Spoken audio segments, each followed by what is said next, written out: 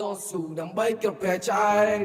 ជីវិតកូនប្រុសព្រៀបបានដូចរឿងនិទានតាំងជាអ្នកក្លាហានចិត្តអ្នកត្រូវតែហ៊ានដាក់ដៃឲ្យមួងបោះដៃអ្នកឲ្យចង់សត្រូវចង់មកតែធ្វើមុខឲ្យស្មើធ្វើមុខឲ្យត្រង់បើខ្លាចសំចោយទឹកស្និទ្ធចេញឲ្យឆ្ងាយតោះចង្កេះមិនចង់ក្បាលអ្នកនឹងឆាយបើពិតស្លាប់ជាពិតតែបើ fact you die ចំពោះស្ទុះខាងក្រៅតែប្រយ័ត្នផងកាយជើងនេះនៅតែធ្វើរត់មើលយើងនៅតែស្គាល់គេនោះគិតមិនដល់គេនៅតែឆ្លងគេនៅតែឆ្ងល់មើលតែចិត្តមិនត្រូវគេនៅតែបត់គេនៅតែបត់នេះគេហៅជីវិតសុខឲ្យដល់គេឲ្យដល់ជីវិតវាគ្រាន់ជារឿងពេកអ្នកខ្លះមិនដោយទៅតាមមេសងខាងមាននៅពេលស្អែកតស៊ូដើម្បីទៅព្រះចែកជីវិតវាគ្រាន់ជារឿងពេកអ្នកខ្លះមិនដោយទៅតាមមេសងខាងមាននៅពេលស្អែកតស៊ូដើម្បីទៅព្រះចែក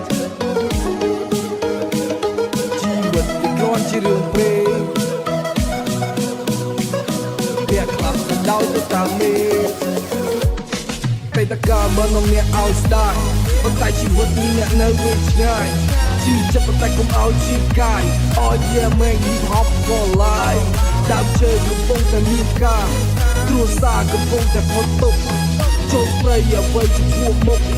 ដកអាវុធទៅតាមបណ្ដាពុកព្រោះនៅកុំចាំកែវាក់កុំឲ្យអ្នកស្ដាប់ថាអ្នកមិនអមអ្នកលេងតែដូចជាគាត់ស្គាល់ឲ្យអត់តែខ្មៅសទូ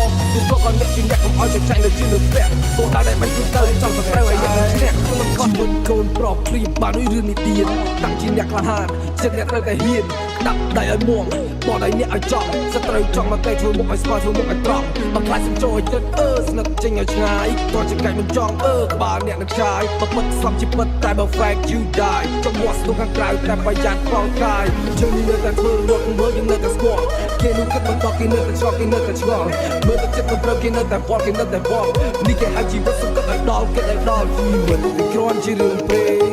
អ្នកខ្លះមិនដោយទៅតាមមេសងខាងមាននៅពេលស្អែកតស៊ូដើម្បីទៅព្រះចែកជីវិតវាគ្រាន់ជារឿងពេកអ្នកខ្លះមិនដោយទៅតាមមេសងខាងមាននៅពេលស្អែកតស៊ូដើម្បីទៅព្រះចែកជីវិតវាគ្រាន់ជារឿងពេកអ្នកខ្លះមិនដោយទៅតាមមេតែតកាមិននំអ្នកឲ្យស្ដាយប៉ុន្តែជីវិតនេះអ្នកនៅវិញឆ្ងាយ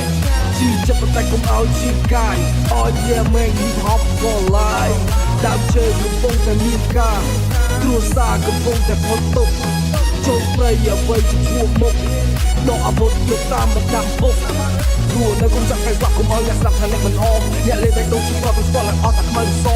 ក៏គាត់អ្នកជាអ្នកកុំឲ្យចែកចាយនៅជាលើពាក់ទោះដល់តែមិនទៅចង់ទៅត្រូវឲ្យអ្នកនឹងឈ្នះមិនខ្លាចពីជីវិតលេងសូ